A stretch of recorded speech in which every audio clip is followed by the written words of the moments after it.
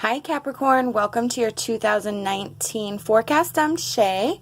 Please note there will be another reading for your sign for your 2019 forecast on this channel. It's done by Kacee. We offer two perspectives, hoping at least one will resonate and be able to help. So we're going to be starting with lessons from 2018. That is going to be represented by the Seven of Cups. So what I'm getting is that what you learned last year is that you are not going to find a quick fix to your problems. I almost feel like it's the next big thing, the next big thing, the next big thing. Get rich quick schemes, things like that. It's not going to work, and you've realized that and have accepted that in 2018. The reason I feel that you have accepted that is because the next card, the Hierophant, which is what's coming up for you, is the implementation and study.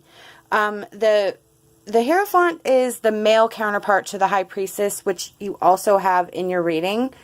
So it's the male counterpart, the male energy to that. In some ways, it's about your spiritual life, but in others, it's about mastering, teaching, or being taught. So I feel that in this reading, it's about that, about learning a new skill, being taught, as an apprentice to somebody, a skill, some sort of workable skill that you need to develop in order to provide the stability that you're looking for from the Seven of Cups. The next one is going to be the challenges that you're going to face in 2019. That is the King of Wands reversed.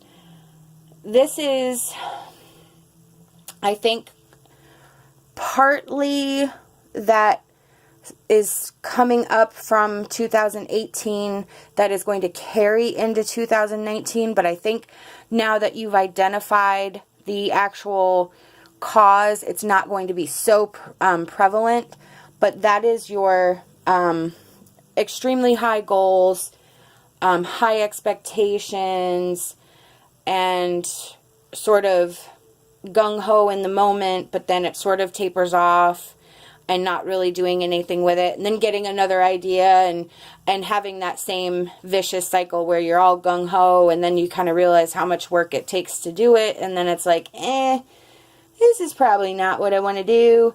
And so it's that cycle. So you're going to have to work on that through the year as you're going through and learning the skill and sort of taming and tapering off that need to just get there right away and really just focus on learning. And if it takes a year, it takes a year. If it takes 2 years, it takes 2 years. Your inner strength and how to apply it is next, and that is going to be the Five of Wands. Now, pretty much the rest of the cards all indicate some sort of collaboration for what's coming up, but it doesn't look like it's going to be an easy collaboration with people.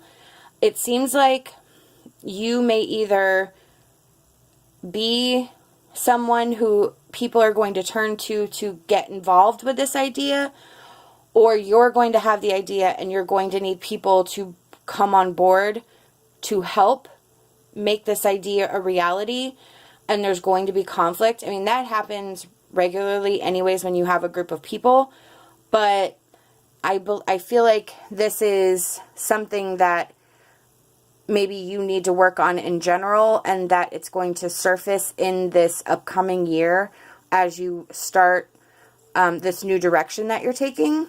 And you just need to remember to be a logical and as balanced middle road as possible, taking ideas and opinions from everyone and then sort of turning it into taking from everyone's ideas and then combining them so that you have the outcome that you desire. But There's going to be some mediation. There's going to be some arguments.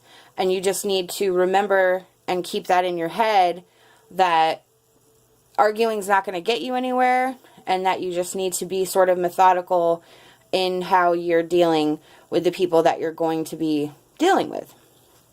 The next one is going to be the lessons from last year and how to apply them to this year. And that's the High Priestess reverse, which we've already said you'll have that, and the Hierophant. So in this particular aspect, you now need to rely on your intuition. You maybe don't have a sense of your intuition, or you do, but you don't trust it, you don't believe in it. And because you have both of those, the male and the female intuition cards, you need to focus on your intuition and learning to trust yourself and learning to listen to yourself and not doubt the feelings that you're getting. You may not understand it, but the more that you pay attention to it, the more you're going to read the signs and be able to understand and develop that relationship with yourself that you will eventually be able to trust. The next card is going to be the Eight of Swords, and that's going to be how we're going to move through the year, how we're going to navigate the channels, how we're going to go.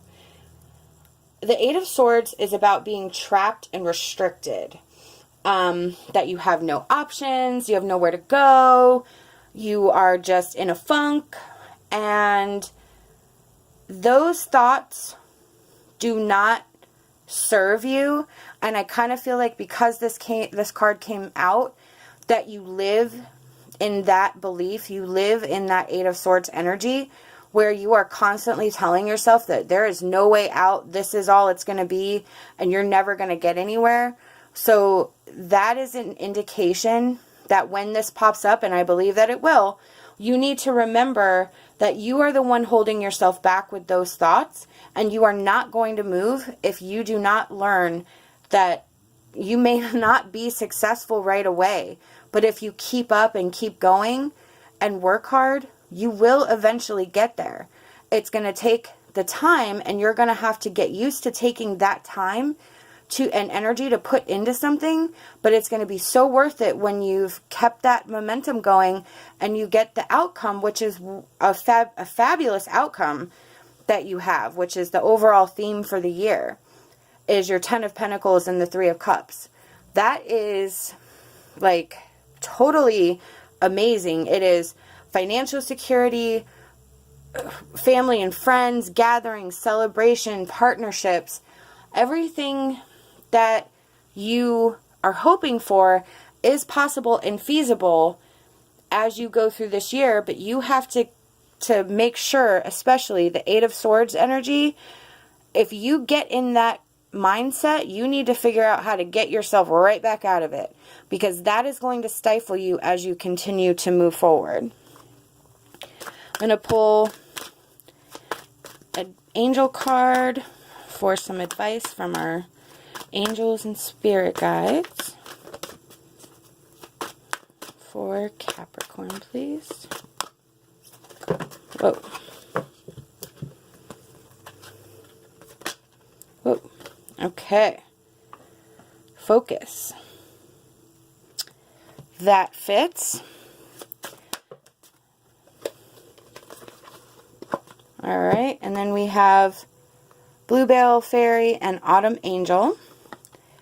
The Bluebell Fairy, mistakes can happen at any time, and this is how we learn. Forgive yourself and then move on with the lesson learned. Put that right next to the Eight of Swords.